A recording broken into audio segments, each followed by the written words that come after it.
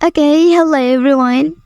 Here I want to provide tutorial on how to set shortcut on Samsung Galaxy A15 device.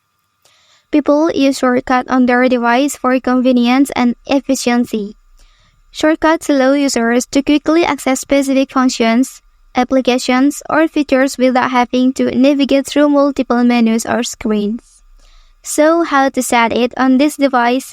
Let's go to the tutorial. Okay, first thing first, you have to go to the settings menu on your device. Okay, so please scroll down here. And then you can choose lock screen option. Well, in this page, you can select shortcuts menu.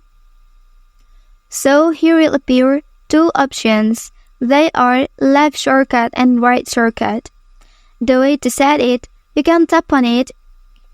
And then you can select the tools or the applications you want to put in the left shortcut. Then it will appear in the left side bottom of the screen. Same as before, you can set the right shortcut. Tap on it, and then select the tool or applications you want. Okay, that's the tutorial on how to set shortcut on Samsung Galaxy A15 device.